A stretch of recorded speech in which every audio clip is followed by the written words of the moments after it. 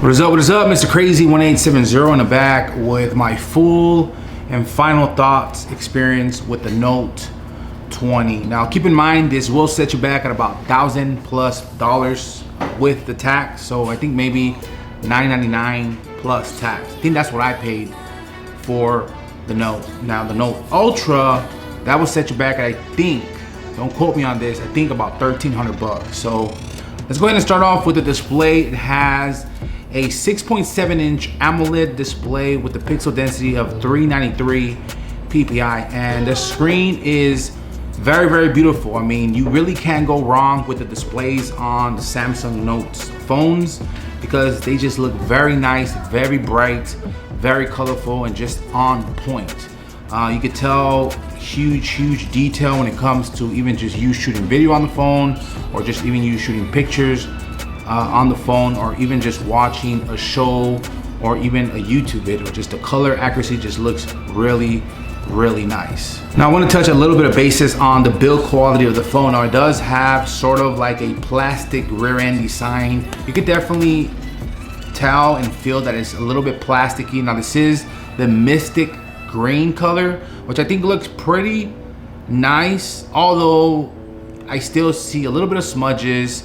Maybe not fingerprints, but just smudges on the rear end plastic. Now the phone feels obviously, really, like you're holding an actual device. It feels solid. It doesn't feel slippery or anything like that. And I was able to, rock this with no actual case, and it just obviously slips in and out of my pockets without an issue. Now here at the top, you do have your SIM card tray, which you're able to input your SIM card. To the right hand side, you have your volume up and down rocker and your power switch as well. At the bottom, you have your speaker and also your charging port. You also got access to your S Pen by pressing it, and it's gonna go ahead and release the S Pen. You can go ahead and pretty much jot down some notes or whatever is it that you love to do with the S Pen. So another thing to keep in mind is the simple fact that there is no SD card or micro SD card support on the Note 20. Now it is on the Note 20 Ultra, but once again, you're gonna have to pay a little bit extra because it does come only on the Note 20 Ultra, which is a little bit more expensive. So you have the option of going 128 gigs or 512 gigs, which obviously it is gonna run you just a little bit more. So once again, if you get 128 or 512, keep in mind that that's the only memory that you're gonna be able to work with. Now, as far as under the hood, you do have 8 gigabytes of RAM and that Snapdragon 865 Plus. So honestly, when it comes to smartphones in these days, you're really not gonna have any type of issues when it comes to performance-wise. I mean, everything's pretty smooth, like butter when it comes to multitasking, using the video, using the cameras, using the S Pen very fluidly, very fast and very precise. So once again, performance, I didn't encounter any type of issues. Everything was just really on point. Now if I show you here in the back, you have a little lump which looks a little bit crazy, and it's even bigger when it comes to the Note 20 Ultra. So this is really not that bad. I think it's really bad on the Note 20 Ultra, but you have your LED flash and you also have your 3 cameras. Now as far as the specs, you have a 12 megapixel wide, 12 megapixel ultra wide, a 64 megapixel telephoto with 30 times space zoom. So let's say you're I don't know, let's say at a baseball game and you want to capture something that's very far, you can go ahead and use that feature. I really don't use that. And as far as video, you can record up to 8K at 24 frames per second, which once again, for me, I think image quality looked really good. Colors were vibrant. Same thing goes with video footage. I shot some video when I went to go visit my mom, and video quality was good. You also have a pro mode, which opens up an array of different types of features that you can pretty much customize yourself. If you're the type of person that likes to have, a little bit more options when it comes to shooting video, then pro mode is definitely for you. Now, as far as the battery life, you do have a 4300 milliamp battery. So I personally, for me, I was able to get a full day of use. Once again, I do work full time and I'm not fully heavenly, heavy user when it comes to the phone, but again, I use it on my lunch, I'll use it on my break, then I'll use it the rest of the day that I'm home. So I was able to get a full day's worth of battery. You also have super fast charge 25 watts, fast wireless charge 2.0, and also wireless power share. Now on the front side of the device, you are gonna see that little hole cut out, kind of like a little punch hole cut out on the front. Now that right there is your front facing camera. That one right there is a 10 megapixel selfie, which obviously has face detection and all that good stuff.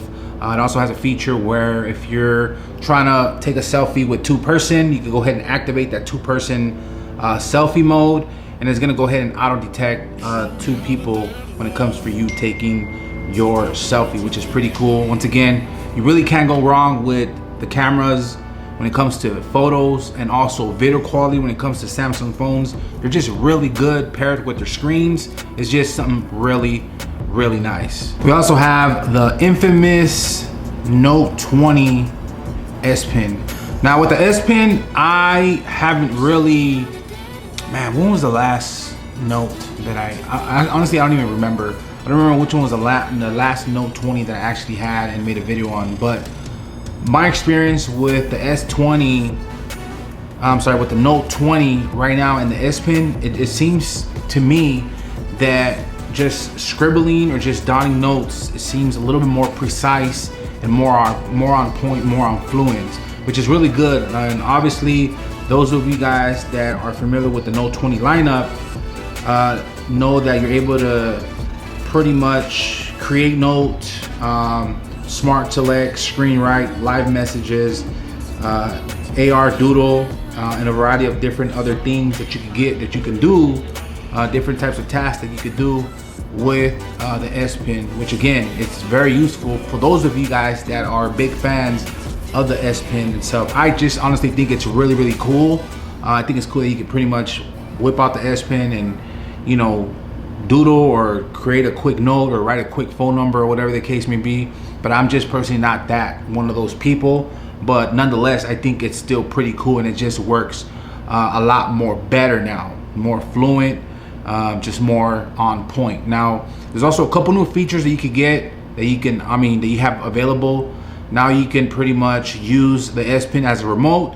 So you can pretty much use it to activate record as a wireless remote control, or even just take a selfie with the S Pen as well, which again, I think it's pretty cool. And you can also double tap and it'll go ahead and just switch the cameras to either the rear camera or the front facing camera as well, which again is pretty cool, and I see it being very useful in some situations. So that's my take on the Galaxy Note 20. Honestly, for me, I just think that $1,000 for the Note 20 seems a little bit overboard, because of the simple fact that I feel like it lacks some features, you know, like I would like to see some maybe SD card slot, expandable memory. But again, I personally, for me, I think that if you're looking to jump to a Note, one of the new Note line, I would most definitely think that you might want to fork out that extra cash and maybe jump onto the Note 20 Ultra. I think that maybe you are going to be getting a little bit more value than what you're going to get with the Note 20. So check out the two latest videos. Let me know what you guys think in the comments section down below. Pixel 4a unboxing and first look. Check out the site lunitech.tv.com. Follow me on all my social media, Instagram, Twitter, Snapchat, all that at the site lunitech.tv.com, and I will catch you guys on the next one. Later.